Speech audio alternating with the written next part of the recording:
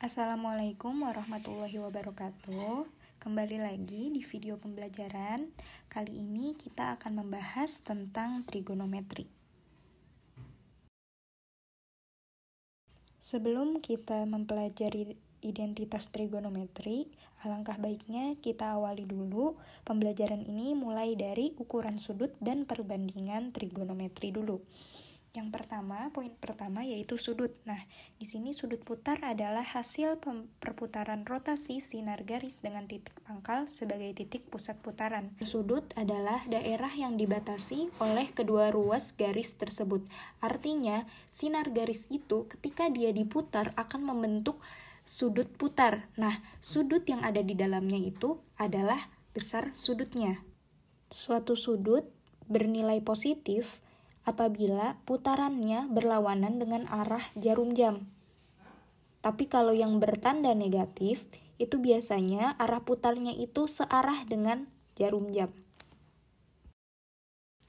Yang kedua, tentang ukuran sudut. Nah, besar satu putaran lingkaran yaitu 360 derajat. Seperti yang kita tahu ya, satu lingkaran itu memang 360 derajat. Lalu satu putarannya kita bisa tuliskan sama dengan 360 derajat. Artinya, ketika 1 derajat, dia adalah 1/360 putaran. Nah, kita lihat yang penuh itu, yang Ibu arsir semua itu 360 derajat. Sedangkan yang sebelah kanan, bulatan sebelah kanan, itu ada sedikit bagian dari sudut, yaitu sudut 1 derajat. Selanjutnya kita lihat di poin B, yaitu satuan radian. Di situ ada sebuah lingkaran dengan titik pusatnya itu di 0, dengan garis di tengahnya itu R, jari-jari, dan ada panjang busurnya itu dari P ke Q. Artinya dari si Q ke si P-nya itu dia diputar sampai ke arah P, sehingga membentuk busur P ke Q.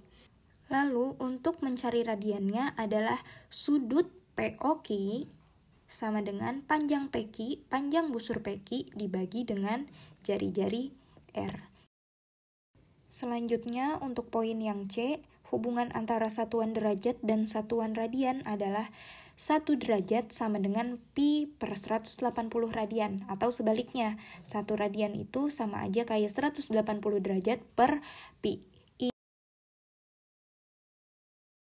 Selanjutnya untuk poin yang ketiga yaitu sudut dan kuadran. Seperti yang kita sudah tahu, kalau kuadran itu ada kuadran 1, 2, 3, dan 4.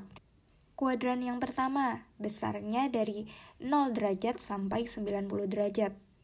Sudut kuadran yang kedua biasanya dari 90 derajat sampai 180 derajat. Sedangkan sudut kuadran ketiga dari 180 derajat sampai 270 derajat. Dan kuadran yang keempat adalah 270 derajat sampai 360 derajat. Poin keempat yaitu perbandingan trigonometri pada segitiga siku-siku. Ingat untuk segitiga siku-siku. Di sini ada 2 gambar. Gambar yang pertama itu alfanya adanya di bawah. Sedangkan yang kedua, alfanya itu adanya yang di atas. Sekarang kita lihat untuk sin alfa yaitu sama dengan depan dan miring. Nah, kalau di gambar yang pertama, depan itu yang sisinya itu tegak lurus, dan miringnya itu yang tetap bagian miring.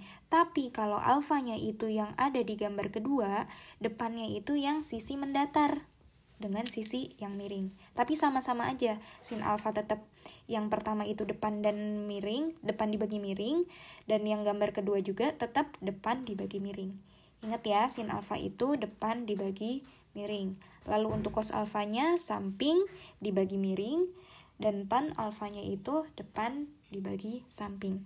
Untuk kosek, sekan, dan kotan, kalau kita perhatikan sebenarnya ini hanya kebalikan antara sin, cos, dan tan. Tadi sin depan miring, berarti kosek itu miring depan. Sekan cos itu samping miring, berarti sekannya miring samping. Tannya depan samping, berarti kotannya samping depan. Hanya dibalik saja. Sekarang kita coba lihat aplikasinya untuk perbandingan trigonometri pada segitiga siku-siku. Di sini ada gambar segitiga ABC.